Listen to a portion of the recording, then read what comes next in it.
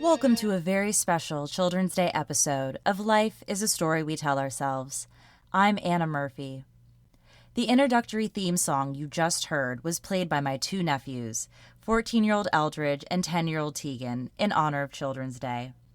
We thought you might enjoy listening to a representation from children, although if they heard me referring to them as children, they might object. Today, we share a children's story in both Spanish and English. But first, my dad has some comments on Children's Day. I want to thank all of you for joining our special Children's Day podcast. Children's Day will be celebrated in over 50 countries on June 1st. Now, some of you may be thinking, isn't International Children's Day in November? And you'd be right. There are 2 days that celebrate the world's children. In 1925, International Children's Day was first proclaimed in Geneva during the World Conference on Child Welfare. Since then, it's been celebrated on June 1st in most countries. Children's Day is celebrated by the UN on November 20th. We've chosen to honor our children on both days, starting with this podcast. You know, children absolutely love stories, and I should know I've spent the last 50 years telling stories to my 6 children and 8 grandchildren. In this podcast, I share one of those stories I wrote for my kids and grandkids about a girl and her puppy. It's titled, Woo!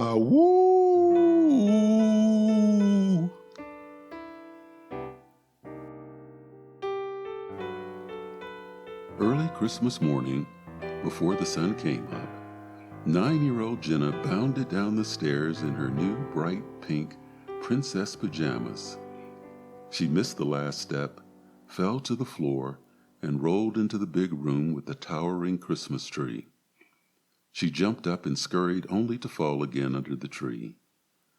There was a big yellow box with a huge red ribbon, and from inside she heard a tiny whine. Startled, she gently set her hand on the lid, only for the box to shake slightly under her touch.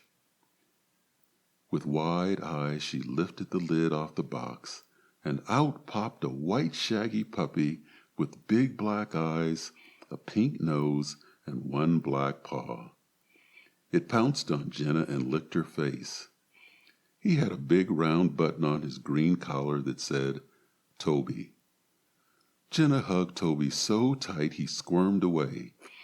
He ran in circles around and round the room while she chased him. Jenna played with Toby all day. She never even opened any other gifts. After playing, they both fell asleep in front of the fireplace, and Jenna's mother smiled at Jenna's father. We did well this Christmas, she said. Gently, her mother lifted Jenna from the carpet and put her to bed. The puppy had its own bed on the porch by the kitchen. It was too big for him, but Jenna's parents knew the puppy would grow up to be big and needed a comfy bed. When Jenna's mother put him on his bed, he started to cry softly. Late that night, while in bed, Jenna heard a loud howl. Ah-woo! Ah-woo! The puppy woke up the whole house. During the day, Jenna played with her puppy, but at night, night after night, the puppy would howl. Jenna gave Toby a toy to play with at night, but he still howled. They gave him extra food before bedtime, but he still howled. Ah-woo! They even gave him his own clock to keep him company. Toby howled anyway. Ah-woo!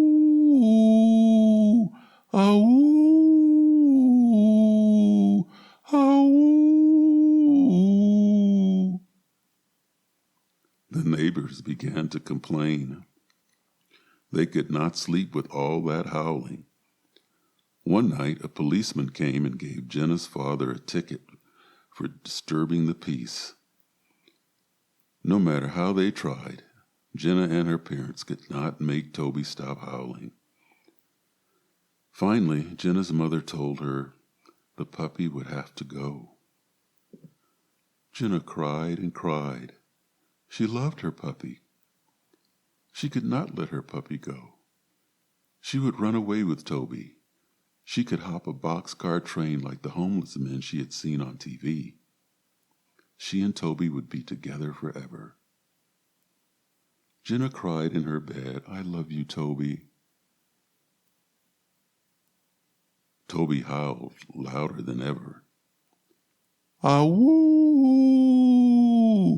Ah-woo! Ah-woo! Her mother was trying to comfort her. We'll get you another puppy, she said. A better puppy. Suddenly, Jenna jumped out of bed. She said, Mommy, Mommy, I know what's wrong with Toby. She ran down the stairs to the porch. She hugged Toby, who let out the biggest howl yet. Ah-woo!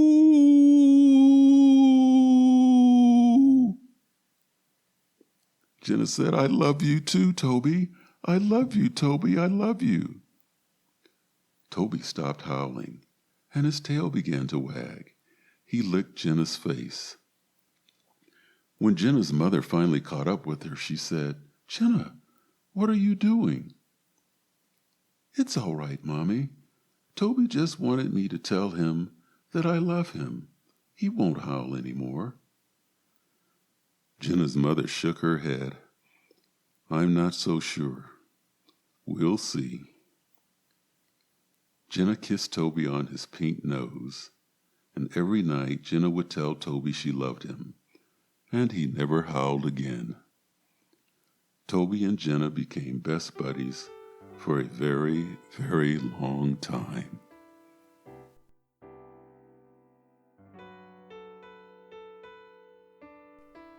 Now, I would like to introduce Karen Gabriela Maxi Alarcón. She will be reading Awoo in Español.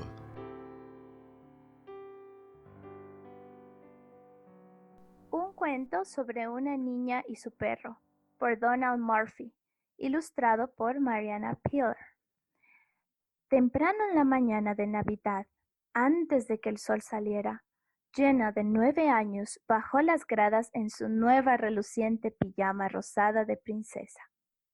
No pudo pisar la última grada y se cayó al piso y rodó hasta el gran salón donde había un imponente árbol de Navidad.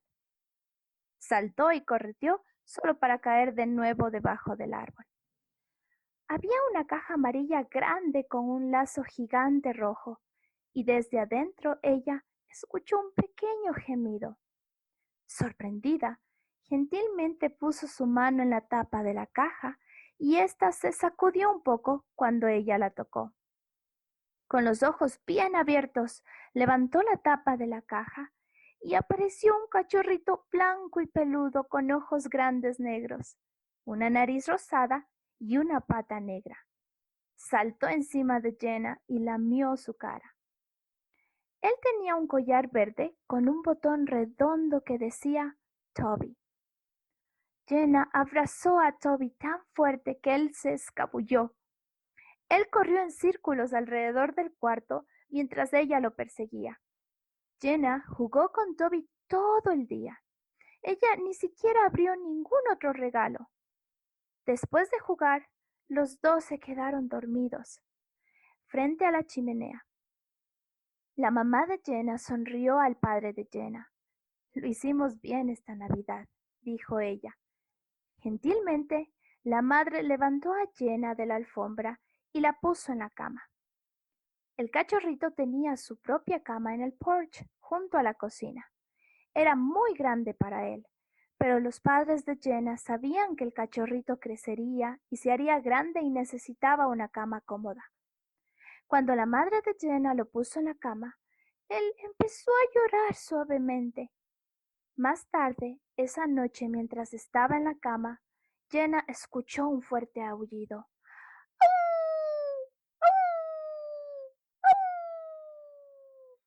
El cachorrito despertó a todos en la casa. En el transcurso del día, Jenna jugaba con su nuevo cachorrito, pero por la noche y noche tras noche, el cachorrito aullaba. Jenna dio a Toby un juguete para que juegue por la noche, pero aún así él seguía aullando. Incluso le dieron más comida antes de dormir, pero él seguía aullando. Ellos hasta le dieron su propio reloj para que lo acompañe, pero Toby aulló.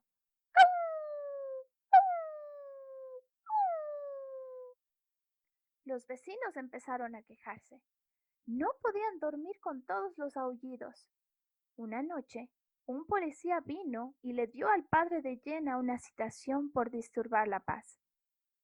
No importaba cuánto trataron, Jenna y sus padres no podían hacer que Toby dejara de aullar. Finalmente, la mamá de Jenna le dijo que el cachorrito tendría que irse. Jenna lloró y lloró. Ella amaba a su cachorrito. No podía dejar que su cachorrito se fuera. Ella se escaparía con Toby. Ella podría saltar en un vagón del tren como los vagabundos que habían visto en TV. Ella y Toby estarían juntos para siempre. Jenna lloró en su cama. Te quiero, Toby, susurró suavemente. Toby aulló más fuerte que antes.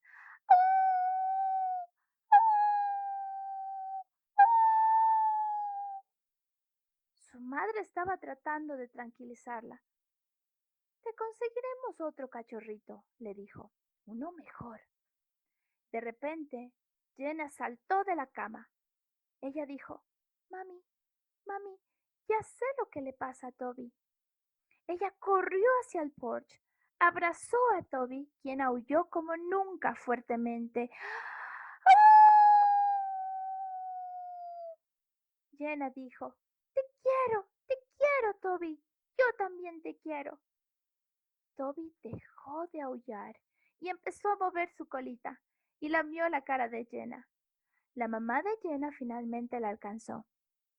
Jenna, ¿qué estás haciendo?, preguntó. Está bien, mami. Toby solo quería que le dijera que lo quiero. Él no aullará de nuevo. La mamá de Jenna movió su cabeza. No estoy segura. Ella suspiró profundamente.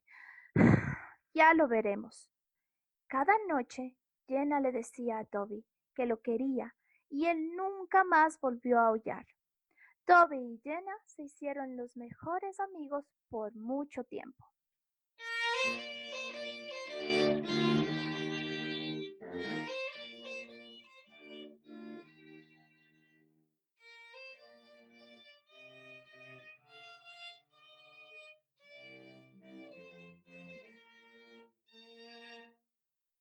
Thank you so much for listening to our special Children's Day episode.